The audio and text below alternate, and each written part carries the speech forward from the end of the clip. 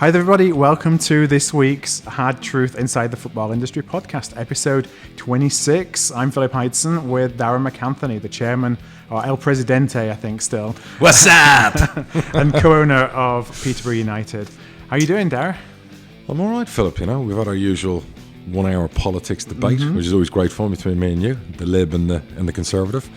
All our power was out today, so I was quite irritated when I woke up at 6 this morning, fucking in the dark, and I couldn't get on the internet. I couldn't do any of my work. Welcome to Florida. Yeah. So that was like ringing my missus, like, what the fuck's going on? You know, she was at the gym, like it's her fault.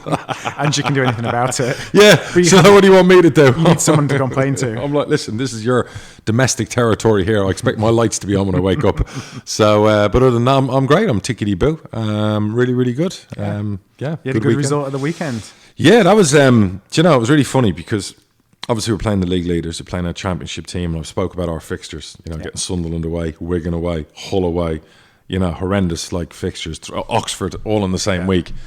And we weren't good. The conditions were like horrendous. I'm watching an iFollow and it is like a bath. It's just hammering down. But we didn't play well. And I thought, I'm looking at it going, we're 1-0 down at half time, and I'm making myself a coffee going, this is just typical us. We're going to get battered. Typical football fan, the negative mind. And, this is a real test if we really want to be like playoff contenders or league title contenders or whatever else. And fair play. Bollocks by the players and the manager, because a lot of teams would go under. Hull hadn't conceded at home. We've come from behind. We've gone out in the second half. He's brought a 17-year-old on in the 50th minute. He's changed the formation. And they dug in. And there's something really dogged about us at the moment. I don't know if it's a COVID thing because of what happened to us, but there's a real doggedness about our team. It's not your typical swashbuckling Peterborough United, which, I love the swashbuckling style, and I'm sure it will come. But there's a real dig in, don't die attitude in there, and we're scoring a lot of late goals. And then there's a real doggedness then to keep the results, when we go up. Not saying we're trying to defend the result because we always look dangerous.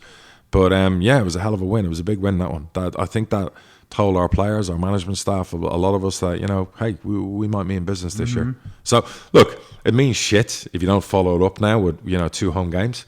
So, we'll see. But quietly optimistic. Still don't think we've hit 4th or 5th gear. But that doggedness I love. And if we have that for the rest of the season, we're in business. Great foundations. We're in business. Yeah. Who have you got coming up then? We've got Burton and Shrewsbury, and everyone always goes, they're like 3 points. They're not. This league, I keep saying it, like I said last week or 2 weeks ago, Crew are like, dark horses. Look at the result Crew got the weekend, winning away from home. I forget where it was against a very good team. They had a really, really good result. And Sunderland got battered by Portsmouth. Right. This league, it's a bit like the Premier League. And I don't know, again, if it's a COVID thing or whatever it is, but you can't look at any result and go, oh, that's a home banker or that's an away banker, because the league is just weird. And I guess if you go into every game with an attitude, if we can keep the doggedness about us and our feet on the floor, we're going to do very well. We're not going to win every game. Yes, we've won a good few in a row and we're having a good month. But I guess as you get late into the season, this consistency now will pay off then. Yeah. And, the best part about it was we lost, one of our best players, Schmoddix, to a hamstring. I only found out before the game that the physio had sent me a fitness report he sends me every week, and there's something in red for a player that's injured, and I saw 2 reds on the list and he fell off my desk, and one of them was Schmoddix. I said to the manager after the game, you bollocks, you never told me about that. I got the shock of my life. But he did his hamstrings, but he's okay. So going to the league leaders without one of your best players, and pulling that out, that's character. Yeah. So who knows? I don't know how it's going to go tomorrow or Saturday. But like I said to you, this bit of doggedness we've got about us, if we can retain that for 46 games, I really fancy us. It's a big week to consolidate some of the results that you've got with a couple of home games. Massive. So let's see if we can do the business. But it's like I said, it's a weird league. Ipswich were running away with it, but they hadn't played anyone. Now they've played some teams and they've lost. Lincoln have had a phenomenal start. We've had an okay start. We lost 2 out of 3, and now we've won, I think, 5 or 6 on the spin. Ask me again in March, February. People keep saying, the table. And my dad even texts me, have you seen the table? I'm like, I couldn't give a bollocks about the table. Like, I don't table watch. I certainly don't table watch in September, October. So when do I look at a table seriously? March. because that's really when it takes shape, right? Yeah. And so it doesn't matter to me. What matters at the moment is performance. What matters is that doggedness and keeping your players fit. Because again, I'm seeing all the COVID stuff. You know, there's a lot of clubs with a lot of games piling up, Phil. And that, I said to my manager yesterday, I said, Gaff, I said, we've got to keep our players in a bubble, because I'm seeing teams like Oxford who are now, because I think it was Swindon first, now it's Accrington and Stanley. They've got 2-3 games like they're behind. Yeah, and there's nothing they can do about it. They've done the right things. It's horrendous. It's horrible. I don't know the rules. I don't know what it is, because if someone rang us and said, or if we had an issue and we were missing 5, I'd still want to play. Right. And the reason I'd want to play, I don't think you can, this is the season to pile games into midweek, because the season's already stacked. There's nowhere to go, is right. there? And I said to the gaff, I said, can you imagine in February, March with all those tired legs if you had to play 4 games in 7 days? I don't think I'd want to play 4 games in 7 days. So if you said to me, would you rather have to tune out 4 or 5 teenagers and play now and just get over the COVID thing, or do you want to stack those games up till February, March or April? I'll be like, let's get them out of the way now. Yeah. Because I think the team that's the freshest in March onwards, kind of February, March onwards, is going to be the team that will do really well. There's going to be a lot of tired legs, isn't there? Correct, Phil. And that's what I was saying about like some of our players with pace and stuff. Like at the moment, everyone's kind of fresh. But come February, where you're playing Saturday, Tuesday, all the way through to Christmas, there are going to be people so bollocksed. Like I said it to the gaff yesterday. Can you imagine at the moment Dembele running towards Beavers and in training, compared to Dembele running towards Beavers in February, March, after Beavers has played 4 months on watery pitches and winter. And the gaff goes, listen, he wouldn't fucking like him running towards him now, never mind in February. I said, yeah, I get that, but my point, you get my point. Every centre half in the league. In the league, you get my point. You know, when you've played 30 games on like heavy pitches, you are fucking knackered by February, March. Right now, you're still kind of feeling that pre-season spark. So I feel bad for the teams. I think Accrington and Stanley, the most recent one, now they had 8 players and a member of staff. So again, there's more games called off tomorrow night. I don't know how the EFL is going to... Do you know what the rule is? Do you know what the protocol is? I think part of the challenge is I don't think there is any rules or protocols. It seems like every club's making I heard, up as a... Was it Accrington or Oxford rang the EFL doctor and they were advised, okay, don't play? I don't know what it is. Where's that advice coming from? I don't know, because that's what we had with Grimsby. We had Stevenage at the same time who played. Yep. There seems to be no consistency when a team plays and when like what happened to us at the start of the season. We never really knew we had the option to not play. Yeah. So again, like a little bit of direction would be good. But like I said, if you gave me the choice now and we had 5 out, I'd want to play. Yeah. Now, do you? There's some interesting, crazy, inconsistent results, as you said. I think across all leagues. We're certainly seeing it in League 2 as well. Yeah. Do you think that no fans being in takes away home field advantage? Yes, I think it plays a part. It definitely played a part in taking us a while to warm up. We lost 2 of the first 3. We were one of the teams who didn't play at the end of the season. So for our players, it was kind of, even for me, when I was at Sunderland in a big, massive stadium, it was eerie. It was weird. Yeah. It was like a training game. And I think some teams... Look, if we went to Hull, there would normally be probably 50, because Hull are top of the table, they'd probably have 15,000 plus there. We would take 2,000. The atmosphere would be unbelievable. Yeah. Probably would put you under more pressure. Probably, I'm not saying the result would be different. The referee maybe who knows? Under pressure. Who knows? You're right. And if you look statistically at home and away results, there is probably an imbalance at the moment compared to a normal season, right? Yeah. So, I've no. It's definitely playing a part. And fuck knows how long that's going to continue. No, we had in our only victory recently, which was away from home. We talked about it last week at Mansfield. There were 2 or 3 City fans who were outside the stadium but were making enough noise. And the players actually commented on the fact that even though there were 2 or 3 people stood outside making a noise, they felt like they wanted to play for them. That them being there actually gave them something else. Now, you can question, should they have that anyway? But... It just makes a difference, even knowing that there's a couple of people that are watching some way, cheering them on. So it's the 85th minute. You're feeling bollocks. You've got cramp. You're a player. And you don't have the energy to go on 5 more minutes.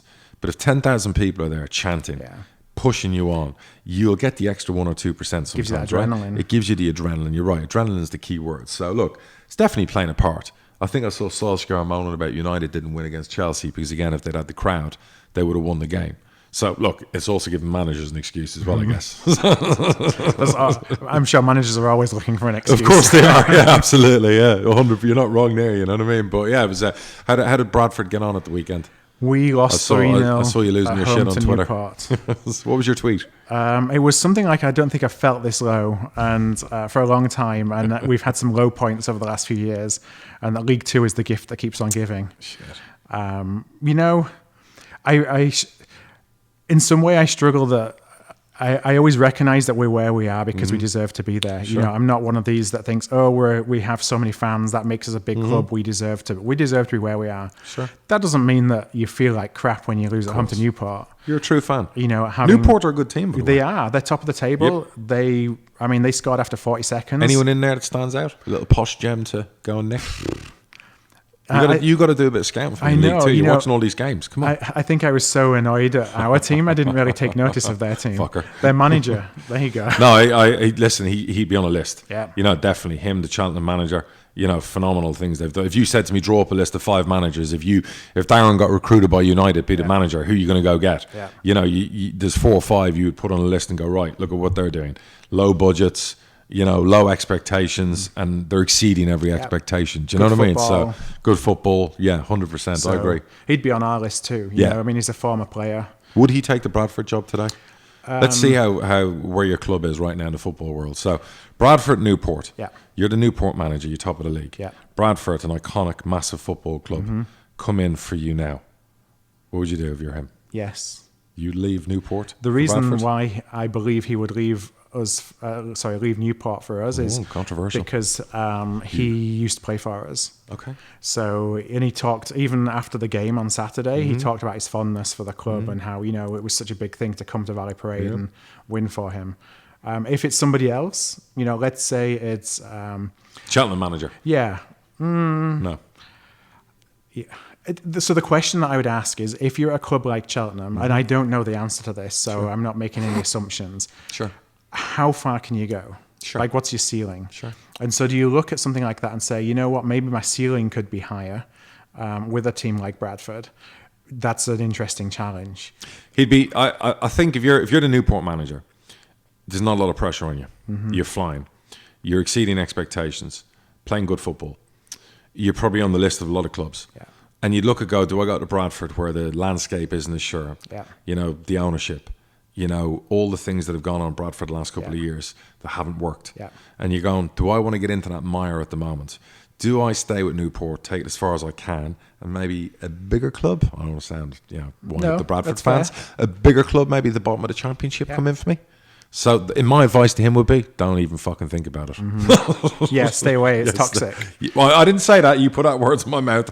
That's Phil, the Bradford fan, saying toxic. Yeah, and but that's me saying, our track record of sacking managers every 7 or 8 months for the last 3 or 4 years. It's hard to break that cycle. And yes, 100%. people will back themselves that they're going to be the one. We had a cycle like this 10 years ago, and Phil Parkinson came in, and he was the one that broke the cycle. Sure. But there's plenty of, dead bodies along the way before one might manage to turn it around. Listen, I've hired a few managers, a few dead bodies buried somewhere as well there, But I guess, so you're pretty much low as a snake's belly after Saturday's result. It feels like it, but then I'm not naive enough to think that it can't get worse. Who you got tomorrow? We've got Bolton away. And they're starting now. I think they played quite well against Cambridge on Saturday. Did. I was just talking to somebody on email that's a Bolton fan. Yeah. The good news for us is that it looks like Owen Doyle is injured. Okay. We beat them in the League Cup. Okay. But I remember that first game of the season, yeah.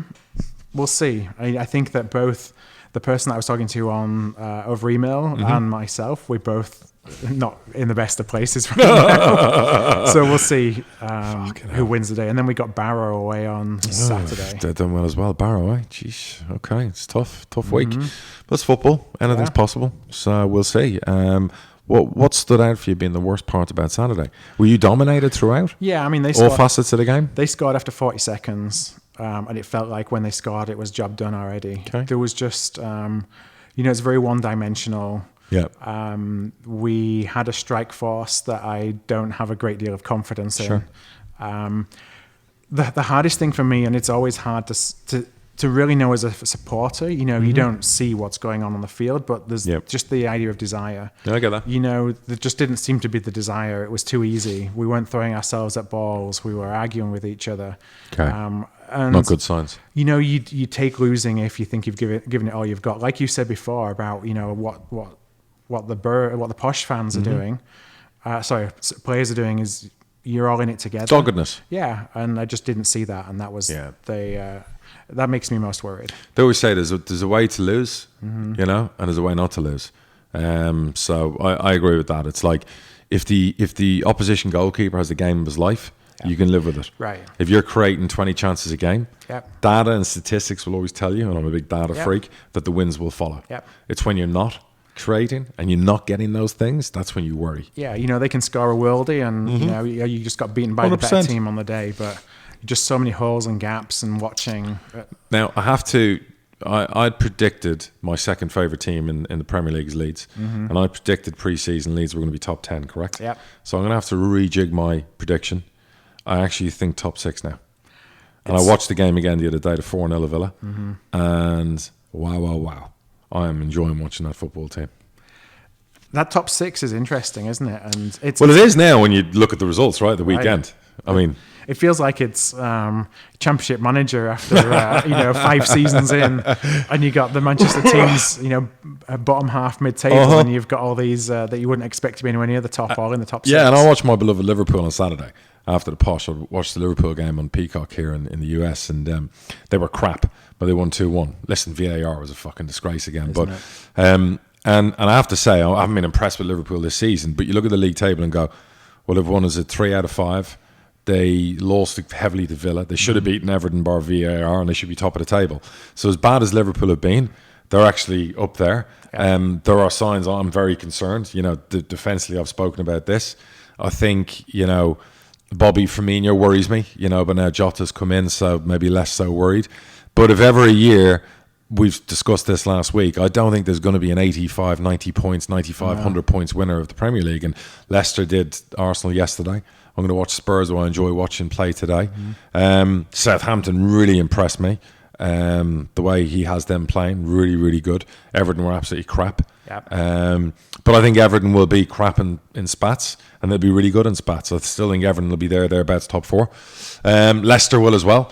I mean, when you look back and go, Brendan Rodgers, you know, what he's done at Leicester, I mean, I'll be amazed if a big club doesn't knock, well, Leicester are a big club, but you know, again, if an Arsenal ever have a job up for grabs or whoever, they've got to look at someone like Brendan, you know, for the style of football, you know, what he can do. Now, as a Liverpool fan, where do you stand on Brendan? I've always been a Brendan fan. Yeah. If you check my tweets from years ago, I enjoyed when we nearly won the league. And obviously, you know, it fell short. But listen, Klopp's unbelievable. And I wasn't a big Klopp fan at the start, but he convinced me, you know, what he's done. And he obviously brought to success. I thought he was a serial choker because he lost like 6-7 cups in a row, and we came runner-up. But, you know, who am I to judge Jurgen Klopp? He's a world-class manager. But I thought Brendan was harshly treated. He didn't get that kind of level of support in the transfer market that Klopp did. He had Sturridge, he had Suarez, he had Sterling, and he lost all of them pretty much. Well, he lost 2 of them, Suarez and Sterling. And he certainly didn't have a £75 million centre-back brought in for him. He didn't have a £70 million goalkeeper brought in for him. You know, you look at the players he nearly won the league with, that will tell you what a job Brendan Rodgers did. So, look, the Premier League is really exciting. I mean, I still think Lampard will be the first one for the chop. I've said that in the summer. Obviously, he's now trying to show people he can defend, and then they've gone the opposite way where they don't look like scoring. It's I don't know. If you had to put your finger on one now, who's winning the league? Come on, Phil, put your bollocks on the table. Who's winning the league? Yeah, I mean, I still think that it's Liverpool at the moment. Fair play. Because it's hard to bet against them, even with all the troubles, you know, and the calamity that was Villa, it was still only 3 points at the end of the day. You're right. My issue, they are one more injury away from struggling to make the top 4. And I say that as in, if they lost Henderson, or if they lost Salah, or the goalkeeper again, I think they're going to have a problem with the top 4. Yeah. That's my concern. Yeah, I see that for sure. Big issue for me. But it's exciting that we have a Premier League like this. Tremendous. You know, in the meantime, they're all trying to come up with another scheme to break away. the top. Well, let me guess. What's this project called? Project Big Penis? Project Big Wallet? Project Bigger Picture. Right. Our project, even bigger picture. Project, we're 2 weeks down the line and we still have no help from anyone in the EFL. Yeah. I think this is Project JP Morgan, I think. Oh, my bank. So this is where they're now all talking about this European Premier League again. I saw that, 6 billion or something. Yeah, JP Morgan putting in 6 billion. What did I say to you about the Hollywood elite in that league? What did I say a week ago or 2 weeks ago? Yeah, at the end of the day, they are the stars. That's what people come to see. They will get what they want. And all these people who keep going on about the greed in the Premier League and the top six are trying to run away. Listen, let me educate you, because I am in football and I own a football club, okay? You are dealing with 6-7 clubs who are untouchable and will be always because of who they are. Without those clubs in our leagues, without those clubs we're not affiliated with, there is no other leagues. Well, there will be, but let me tell you, there's no TV deals. There's no TV deals. There's no big money. You'll have players on £300 a week. The level will drop.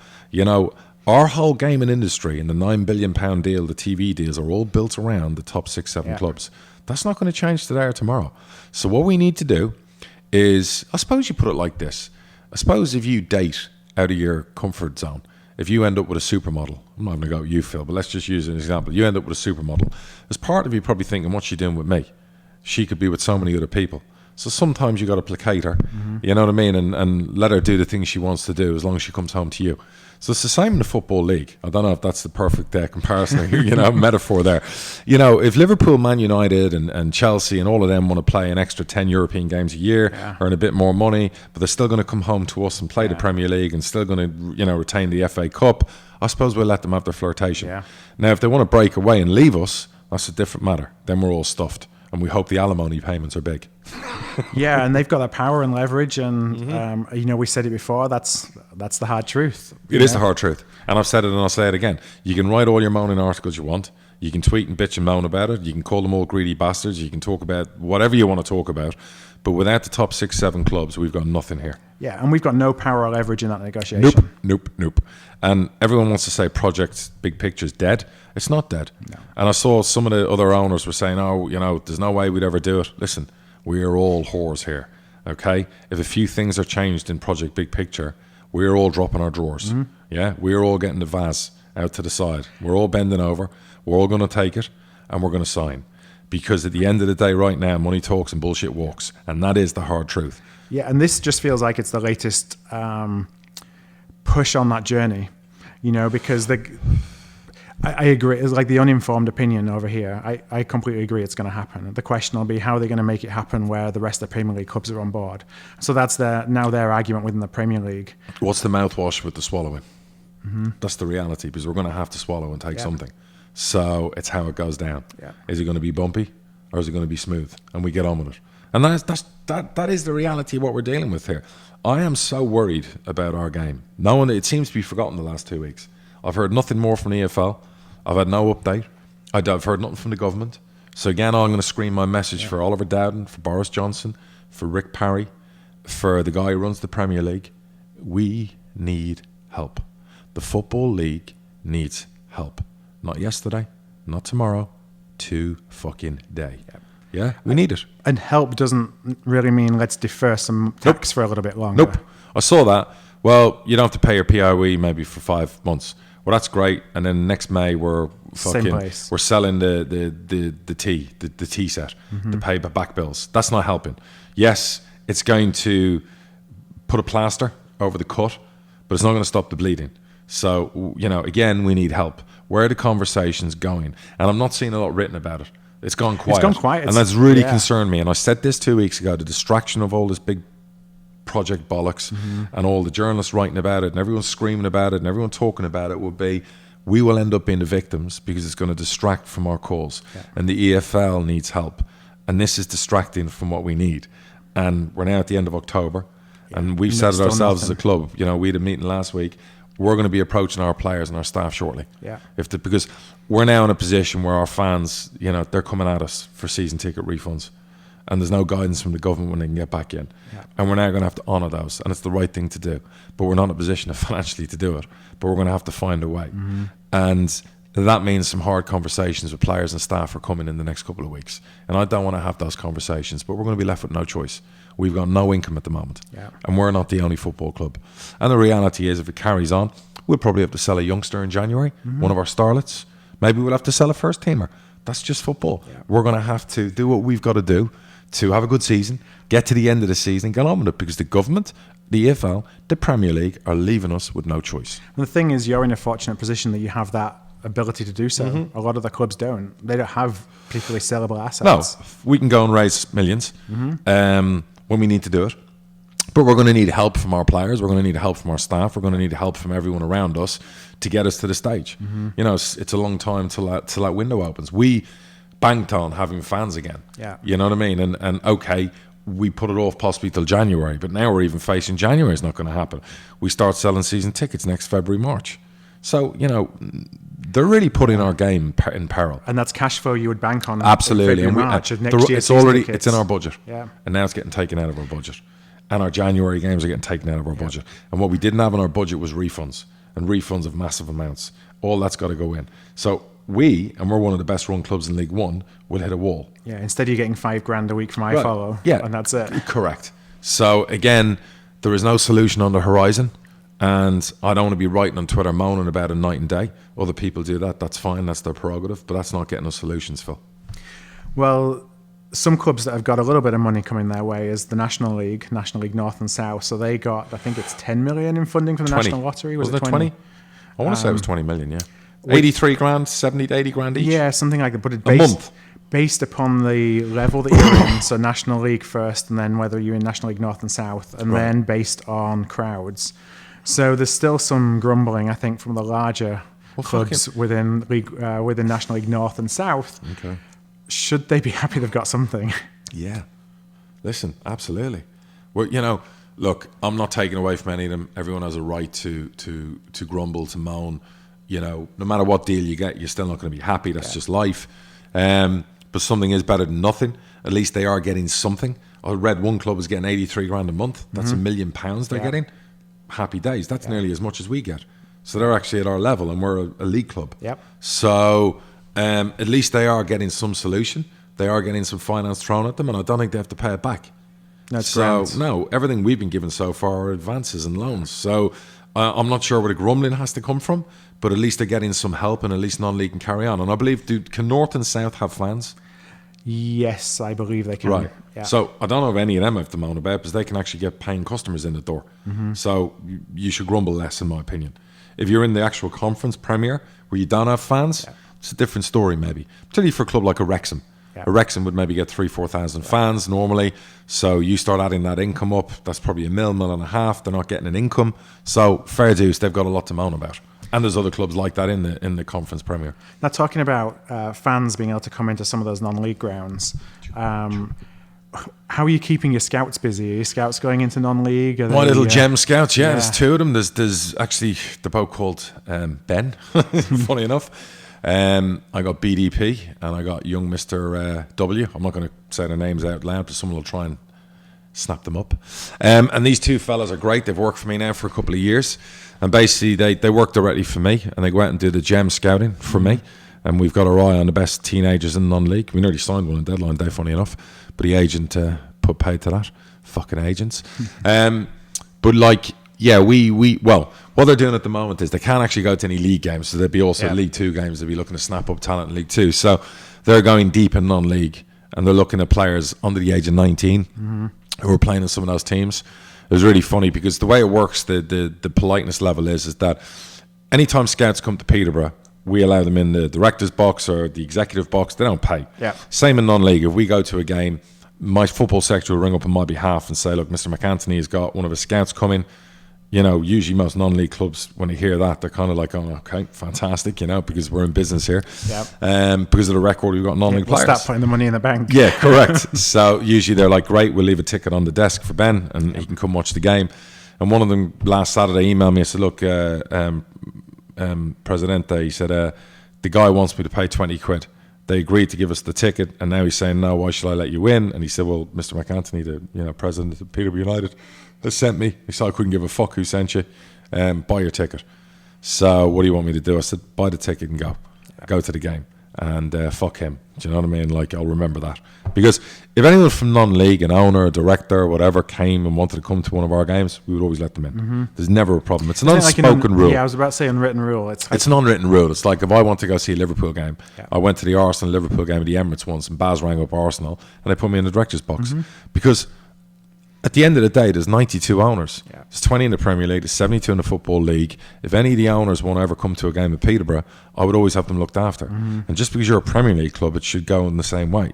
It shouldn't be, we're Liverpool or Arsenal. You're still doing business. They still want to loan out some of their players down the pyramid. But they're an owner, I'm an owner. Right? That should be like, a prerequisite. Yeah. You know what I mean? Like, I'll do it for you, you do it for me. Like I said, there's only 92 of us. It's not like I'm going to a Liverpool game every week. And of course, if Fenway want to come and visit Peterborough, I'm happy to put them in the director's box. But yeah, so I did think that was funny, and what a way to treat one of my scouts. And again, I'm not trying to sound arrogant, but when my scouts go to games and then we follow up with a Barry Fry visit, it's usually good news for a non-league club. And at the time of COVID, that's kind of superb news. So I was kind of like ticked off at that. Now, can you scout lower league remotely? So what I mean by that is, do you get video of games that are that far down the at the moment, no, it's tough with COVID. There isn't a lot of video footage, so I've got to go off the eyes of my scouts. Like, we had that one player when nearly signed a deadline. We'd watched him 3 times, and then the final watch was Barry. I sent Barry along. So I sent Baz on a Tuesday and said, look, Baz, we've got a 17, 18-year-old. He's rapid, little winger. And I said, not ready for us yet, but one we would buy, not overly expensive in the time of COVID. We'd do a deal, and then we'd give him back to that club on loan for the year, and he would join us next summer. We'd be our player. Baz went on Tuesday. He rang me at half-time and said, Chairman, you've done it again. I'm going to get into the boardroom and negotiate a deal. What a fucking player, So Baz stayed overnight, and then we did a deal with the club. We met the player, his agent. Then his agent got involved, and it all fell down. So greedy, silly, daft, and I think he went locally to a club locally. There were a lot of clubs in for him, but fair play. At the end of the day, if what we've done as a football club isn't enough of an endorsement for any young player to choose us over other clubs, I give up. Certainly at your level. I give up. Seriously. Most of those kids should be walking to join us. And again, I don't sound arrogant, but we have a pretty good record with those kind of players. Now, I have a question that's it's kind of football related, but it's based on over the weekend. I'm not sure how much you're into Formula One or Formula One, but Lewis Hamilton got his 90-second win, surpassing Michael Schumacher. My question kind of around this is, you obviously study a lot of sports professionals, you're around them. If you make it to the top and stay there, how much is it talent and how much is it actually mindset? For I think it was his 7th world title he'll win this year. Will it be number 7 he'll win? He's done 92 now. Schumacher was 91, and who knows how many more Schumacher would have won. But he was at the end of his career before the horrific accident. For me, Lewis Hamilton's up there, GOAT like Tiger Woods, Roger Federer, your Nadal's, your Phil Taylor in darts. You've got I've Tom Brady in the NFL. You got your GOAT like people, in sports.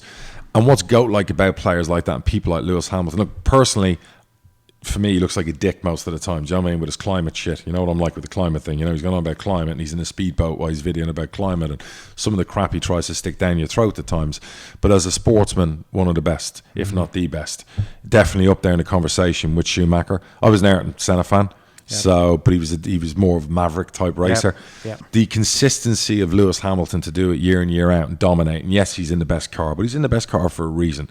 And he did it from a young age. Add into that as well, being a minority in that sport and doing what he's done as an example for young people and whatever, phenomenal. Great role model in that way. He'll probably win another 2 world titles. To have that hunger to keep going, because this is a guy, I think he lives in Monaco, tax residency, whatever else, but this is a guy who's a private jet, has got hundreds of millions in the bank. He doesn't need anything else. Doesn't need anything else, doesn't need to get out of bed, doesn't need to train, doesn't need to climb the mountain again. But every year he comes back and climbs the mountain. So I have so much respect for people like that, because as that mountain keeps getting bigger and steeper and further away the older you get. And I think Lewis Hamilton's 32, 33 now. Most Formula One drivers, I believe, decline as they get older because their body can't take it. The training that goes into it, the concentration. As you get older as well, your concentration levels drop, right? So it becomes harder to keep doing what you do. And that's what they say a lot in the NFL, how Brady keeps doing it at 40. Most quarterbacks by 36, 37, the mental side of the game, they're done because of the quickness. So for him to do what he's done, regardless of what I think about him away from Formula One, phenomenal. Phenomenal. And me personally, I love GOAT-like people in sports. I think every sport should have somebody, you know, who reaches the top and dominates by a long way. Like, I'm a massive Tiger Woods fan. Yeah. I always have that argument with my dad about Jack Nicklaus and Tiger Woods. Take away Tiger's 2 broken backs, his ACL, you know, the marital affairs and the gangbangs and all the rest of it. You know, he's the greatest golfer that ever lived. And for some people, like a pal of mine, call out to Josh here if he's listening, hate people like Tiger Woods. Like, despise him, everything about him, do you know what I mean? Like, just winds him up. But I love that winning mentality. I love that in the zone, you know, against all odds. Do you know what I mean? Like, fuck the competition. I am the greatest. Well, it's one thing to get there and completely different thing altogether to stay there. I love it. You know, and that level of dominance, like Federer. I love Federer. I've hated that he's choked and lost recent Grand Slam titles, particularly to Djokovic, who I can't stand. But, like, Roger Federer, for me, like, the most sophisticated, classiest tennis player, to be winning Grand Slams at 36, 37, 38. Yeah, to in be a still, sport when by the time you're 25, you're done, you're burnt out. Yeah. And for this guy with like an ACL injury, a knee injury, a this, and he still came back and he did it, and he'll probably come back again. And every time I see him choke like he did in Wimbledon last year, whatever else, I go, please call time in your career. Because I don't want to see losses like that for the greatest. But he keeps coming back for more. And this is a guy probably worth $500 million. Yeah. So, you know what? Credit where credit's due. And same for Lewis Hamilton. Just magnificent. Well, we're going to go into some questions in a minute. We'll take a quick break. We have a bunch of questions. We'll see how many of those we get through today. Business segment coming up. Yeah, we got some a lot business of people questions like this. Too. Yeah. Cool. All right, we'll be right back. See you after the break.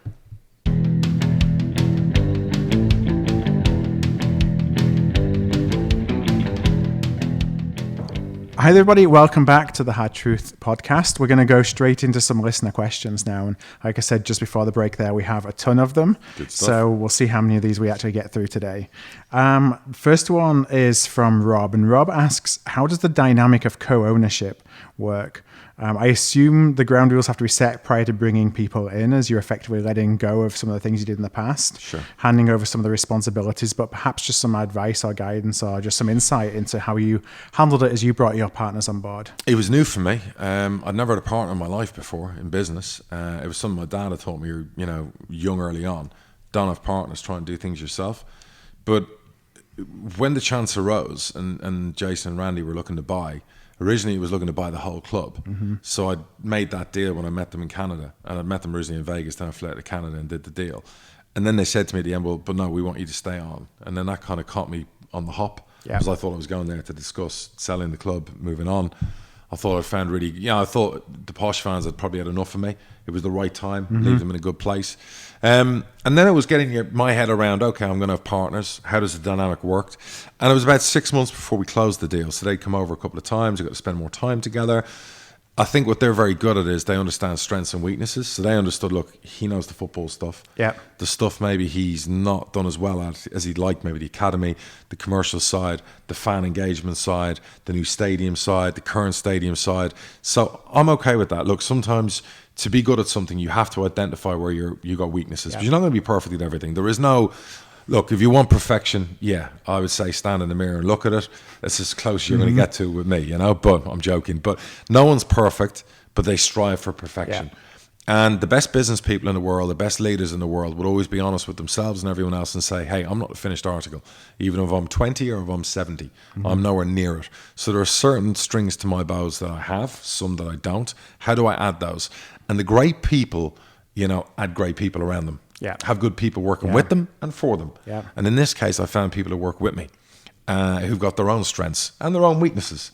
Like, I couldn't negotiate the deal on the stadiums. Jason and Randy couldn't negotiate the Ivan Toney deal. Yeah.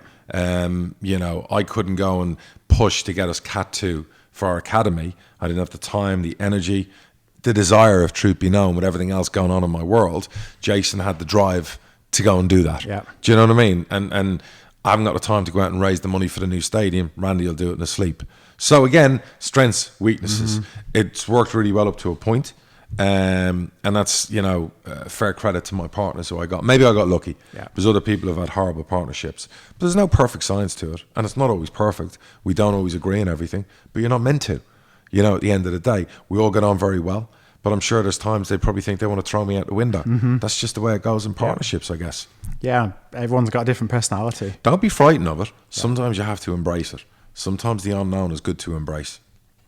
So it's kind of a follow-up question from Rob as well about co-ownership, but this is correlating to co-management. Okay. Rob says he's seen examples in non-leagues where there's been success. Salford. But is there really a place for a co-management team in professional football? No. It's funny, I had this conversation with Danny Kelly when I met him, because his brother's a big part of what he does, and I said, look, it's who's the alpha here, who's the leader, who's the manager. I couldn't hire 2 people to manage a football club. It's hard enough having 1, never mind 2. Now, I know a lot of management teams come as a pair. Great assistant, good manager. There's some phenomenal assistants who are shit managers.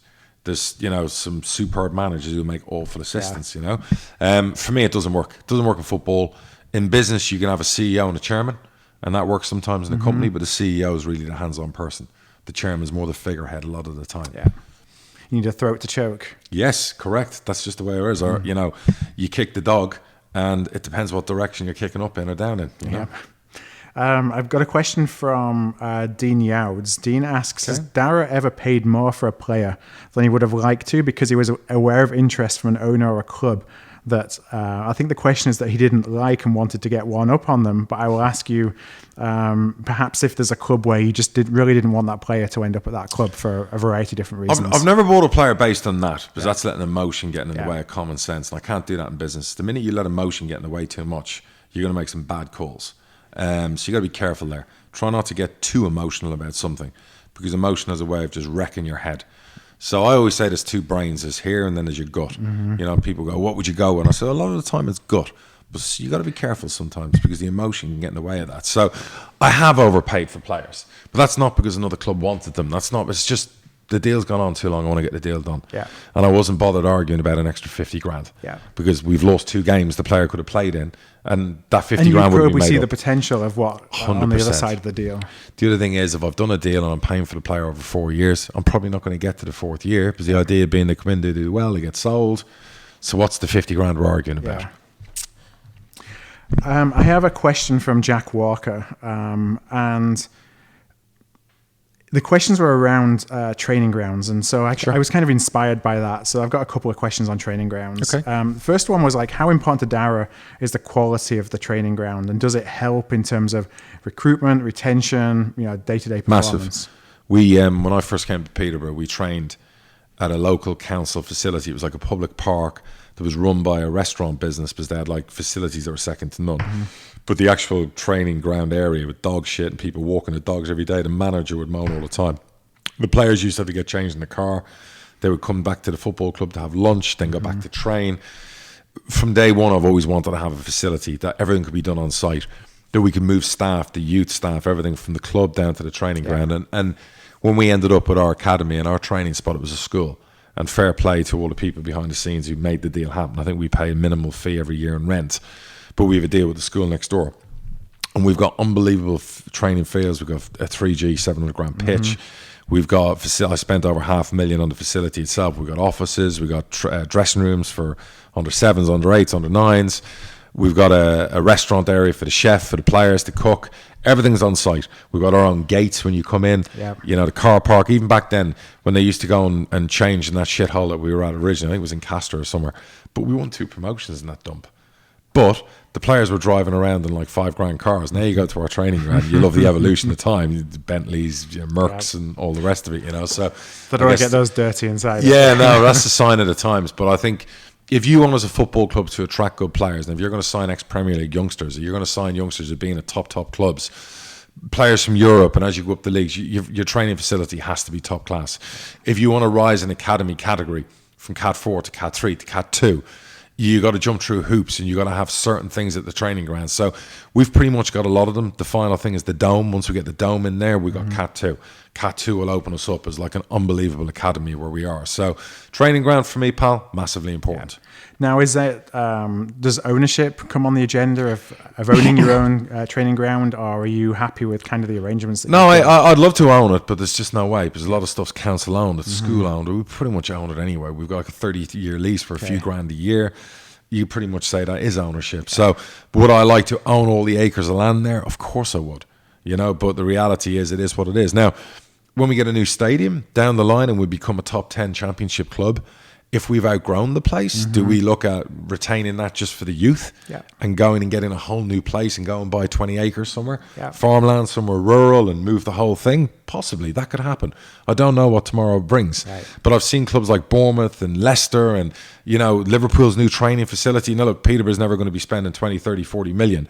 But could we get to a stage where we spend 8 to 15 million on a state-of-the-art training ground with an indoor pool, like you see with Leeds, with the hydro pools and all the various things? If we're a top 10 championship club and we're bringing the crowds in and doing the business, I can see us doing that. Yeah, so when you get to that level, that's not a big number anymore. No, is it? It's not a big number, because those things can improve you as a club. Yeah.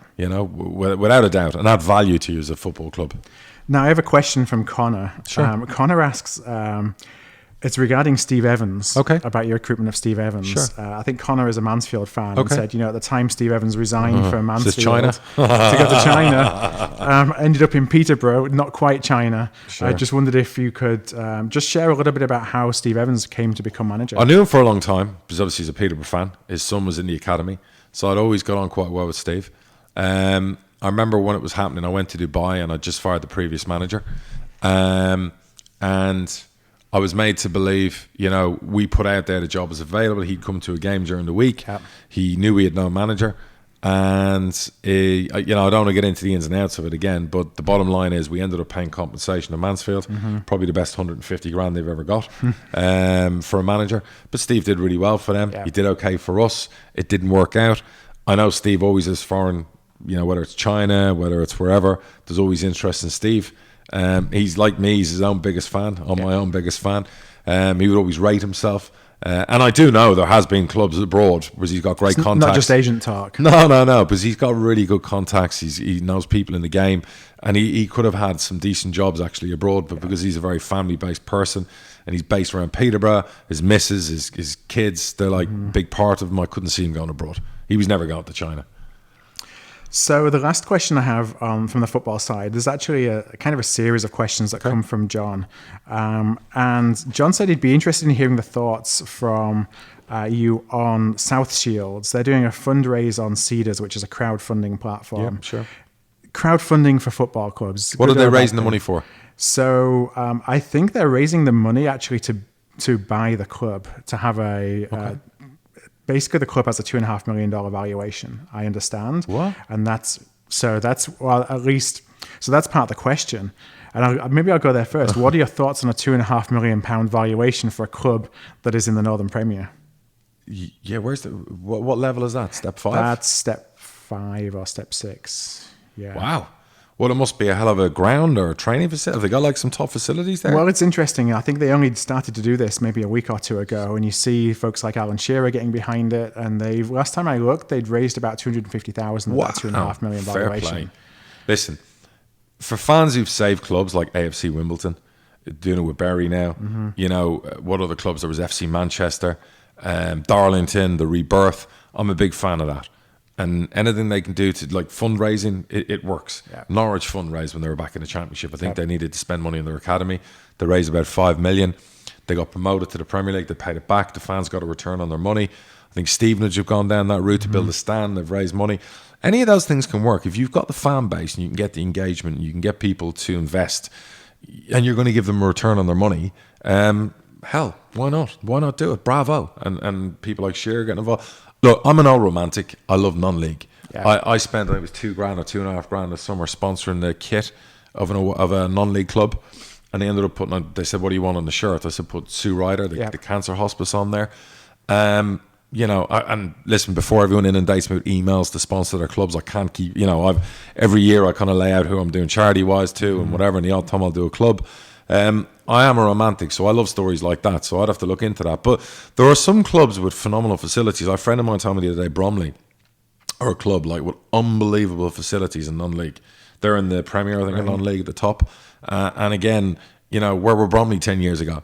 But, to see them getting in the Football League, like a Barrow. Like I said, I'm a romantic. I love stories like that. It's kind of Roy the Rover stuff. It's when you play Football Manager. You take a club down in non-league and you want to build them up and get them into the Football League. And so I've always been behind that kind of story, you know, doing well. So I love that. And that valuation, wow. I want to meet their accountant. I need to hire him. Yeah, it seems like it's a little bit rich. But it might not be, if, as I said to you, if they could own a stadium, they could own a training ground on 100 acres and some valuable property area. You don't know what's behind the curtains. So I'm not going to dismiss their valuation because there could be some seriously good assets there.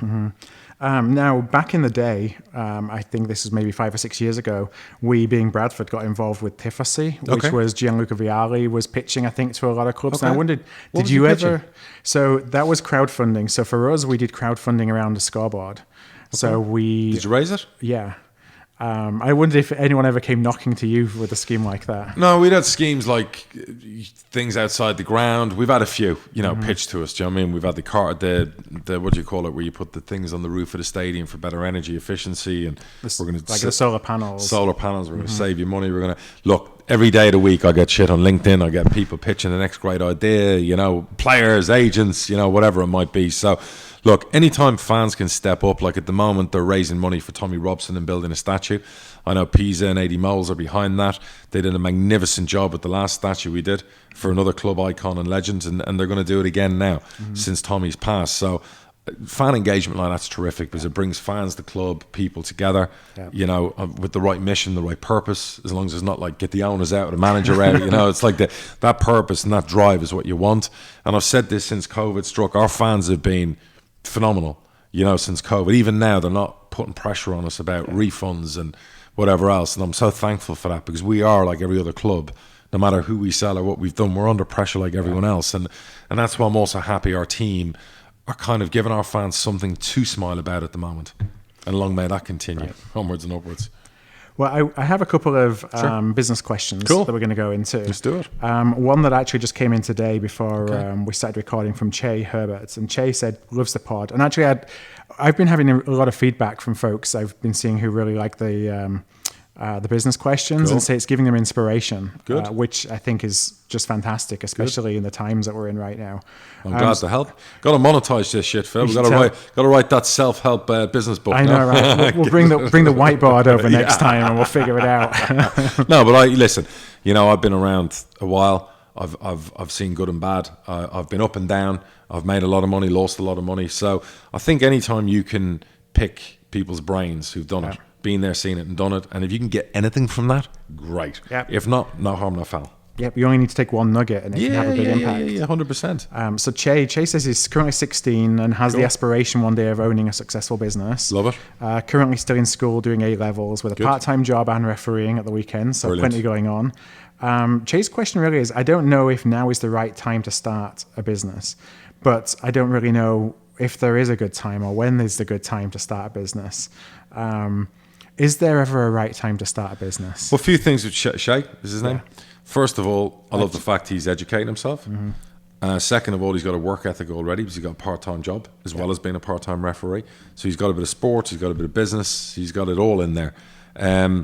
Don't worry about when to start a business, Shay. Get your A-levels, keep working on weekends, finish school, maybe go to college. There's never a right time to start a business. There's never a right time to shut a business. It's down to the individual. It's down to the person. It's down to your belief in the type of business you want. I'll give you an example. And this is about timing in life and everything else.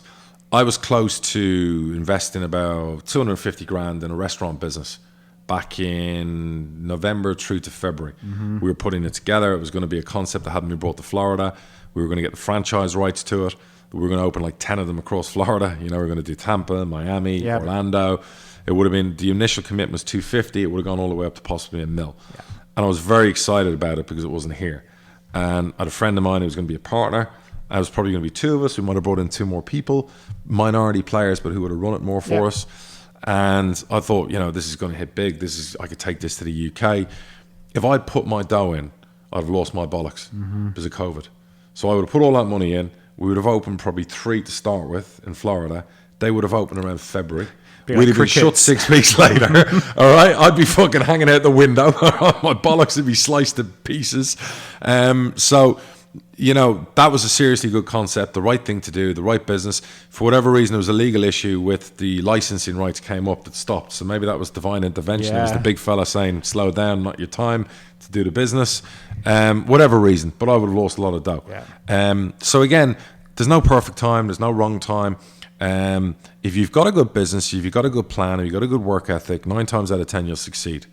And there are times you won't. And instead of blaming everyone around you, sometimes you have to look in the mirror. Yeah. And I've had business failures as well. And the worst part of a successful business person, the worst part of them can be the ego side of them, where they won't take responsibility. I'll always take responsibility. Always somebody else's fault or some. I will always take responsibility for failure. Yeah. So because it's in us all, even the best of us have failure in us. Because again, we're not perfect. We're humans, and humans make mistakes. And sometimes realizing that's a really hard thing to do. And I'm a megalomaniac. So for megalomaniac, look that up in the dictionary to see my picture. Many women have called me that, so I'm not quite sure what it means. But the reality is that I know my own faults. I might not admit them, and I'm probably just the first time I'm doing this, but I have faults. Everyone does. Yeah. And, I'm not perfect. So accept the failures, move on, learn from them. Yeah. My number one thing. Yeah. And this is really, really important. Don't make the same mistake twice. Yeah, I think if you wait for the right time, you'll never do it. Correct. Because there's never a right time. You'll always have some doubt in your mind. Even the most positive and optimistic people will have. There are doers and don'ts, and there's a lot of people who will do and they will jump in, and there are people who just won't and don't. They don't have the. I'm not going to call people out and say they don't have the balls, the stomach, the whatever else. Fair dues. There's a million reasons why it's not the right thing for you to do. Look, some people are just wired different. Yeah. Whereas I would go and I would put 20 grand on red or black at a blackjack table.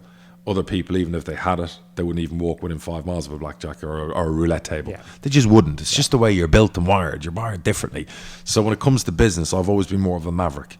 I will always go for it. I said it last week, go big or go home. Other people will probably take a bit more of a patient route.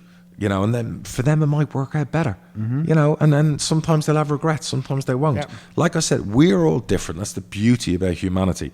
None of us are the same. But you know what? The one thing I'd always say to you is don't doubt yourself. Make your decision and stick with it. If you're going to do it, do it. If not, move on, and move on quickly. Yeah, and don't worry about it even being the thing that you envisage yourself doing in 10 years time or 20 years time. Like the younger that you learn, and even if you learn small, then you can apply those mistakes the next time, because all these things that you see of overnight successes, most of them aren't overnight successes. I still get inspiration now of meeting people and finding people who didn't make it big till they were 50. I still find that inspiring, because obviously I hit it big young. Then I had a rough patch, and no one has the Midas touch or the gold touch forever. But meeting people who've worked hard all their life, but they didn't actually strike it big until they were, say, in their 40s or their 50s, that's magnificent. I love shit like that. So it just goes to show you out there at any stage in life, don't give up on yourself. Don't write yourself off too quickly, too prematurely. And even if your first foray into business for yourself is a disaster, it doesn't mean it's never going to happen. So, for every Amazon story, there's a million hard luck stories and broken heart stories. But I guarantee you, Jeff Bezos probably had a few of them before Amazon. He won't admit to them, but he's probably had them. And I'm sure it wasn't all, successes on day one. Nope. We know Steve Jobs had some hit and misses. And I tell my kids the same. You're going to have to sometimes, go for it. Sometimes it's just not going to be good enough. And that's okay. You learn from it, you move on, you go again. But I love that question. Great to hear that from a youngster. Well, I have one last question. Sure. And that is one of my questions from a business perspective. And that's, what are some of the ways that you can use being small to your advantage? And I say that, oftentimes when you are in a small business, you're fighting against people who are bigger than you. Brilliant question. How can you use that to your advantage? Brilliant question. When I started out in real estate, where I was in Marbella, I was selling houses and real estate, and it was a big market for Irish and English people coming in. And there were 3 main companies that were doing all the business, and they were massive. There was Ocean Estates, there was Viva Estates, there was Interrealty. They were like monsters. The big guys. They're big guys. Like every street corner, they had an office. They had logoed cars all over. They were monstrous.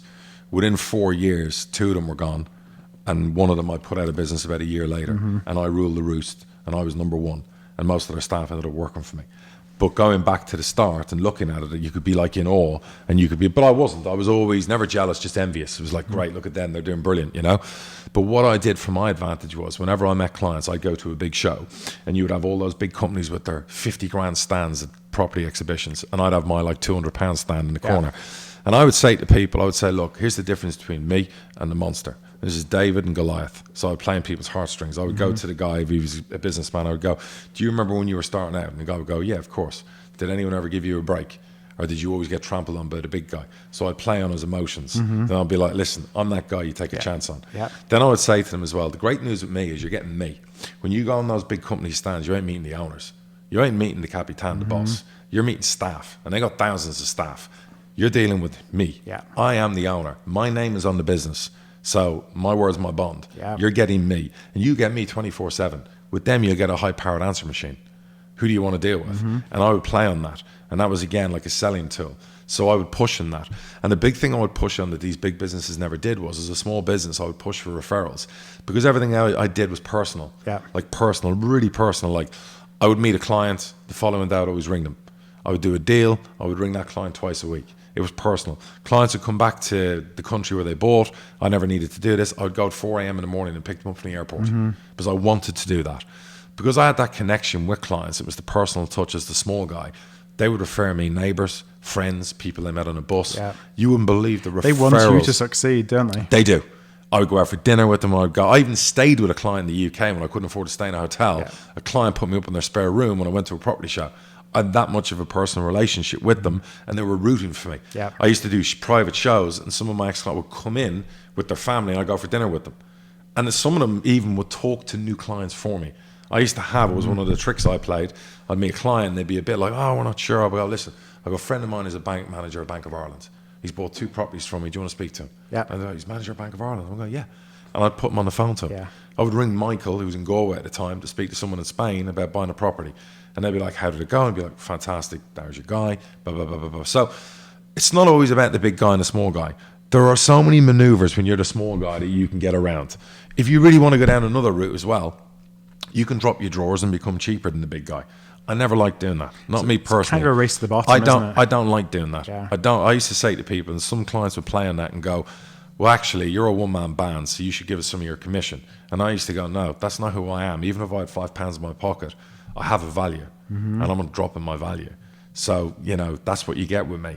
And if you want a cheaper version of me, go buy off someone else. So I had value in myself. But the one thing I always had was that closeness with clients was immense early on. And it's one of the things I regretted as the business got bigger and I became the big guy. And I had thousands, do you know what I mean, of clients. I couldn't have that personal touch. I used to try and keep it. We would every Christmas send Christmas boxes, baskets to clients all over the world. It used to cost me 300 grand every Christmas to send out. You know what I mean? What do you call those things? The hampers. Hampers. Every Christmas we do it. And it would be a note from me to all the clients. And that was at that stage as close as I got to clients because I'd be traveling all over the world. So I missed that. So as a small business, there are so many advantages you can take against the big guy. Don't forget this. The big guy doesn't really care about you and they fall asleep at the wheel. And while they're asleep at the wheel, you should be working 7 days a week because the big guys won't. The big guys get to a stage where they get sloppy, they get complacent, they do 5-6 days a week. The small guy is the guy who will outpace them with energy and desire because he's more hungrier. And people who are more hungrier, not desperate, more hungrier, more energy, more desire, can fucking beat Goliath. All right? I know it can happen because I did it. And I'll tell you one day of the restrictions and the shit that used to go on with the big guys trying to put me out of business. The tricks they pulled, the things they did, making my life unbearable, made it very difficult for me to build my business, and I conquered them all. And not only did I conquer them all, I took revenge on every fucking one of them and put them out of business. Well, I hate to say that, you know, I've been a party to that as well in doing what I'm doing. And, you know, you have some naivety a little bit when you start and you think that they'll leave you alone. And then when they realize that because they're slow movers and they're not innovative and they have revenue streams that to be innovative will actually eat into their existing cash flow. So they will do whatever it takes to put you out of business. Of course they will. Of course they will. If that ant becomes a dot on the horizon and the energy turn, and that's what happened with me. They went after me relentlessly. But like I said, you know, just because you're the small guy, you are David Goliath. The story's there for a reason. It can happen. Yeah. So, and there's loads of great stories like that. And some of the biggest brands in the world were the small guys once. So the only lesson I'd give from that is when you become a good guy, you know, remember that. It's all right being ruthless, but sometimes... It's easy for you to be that big, fat and happy big guy. Do you know what? Be humane about it. Yeah. You know? So that's our lessons for today on business. All right. If you want more, email us at... Yep, it's contact@hardtruthfootball.com or the contact form on the website, hardtruthfootball.com. Make sure you give us your reviews. Yeah. We're flying up the charts. We're getting more viewers every week, but we'd like more. So we'd ask you as a favor out there, if you could basically stick reviews on Apple, on iTunes, Spotify, on Anchor, wherever you can find the podcast. Share it on Twitter, share it on Facebook. We're very appreciative of your support. I think we've gone through 200,000 listeners this week is the new record after 25 podcast episodes. So very proud of that, and we want to get all the way to 1 million. Yeah, well, those ratings and reviews really do make a difference. So anything you can do. If you like the pod, if you hate us, give us a 5-star review and then tell us that you hate us. Absolutely. I'll leave your address. I'll send the heavies round to see you. For today, thank you very much. Yeah, thanks a lot, everybody. We'll be back again next Wednesday. Cheers, guys.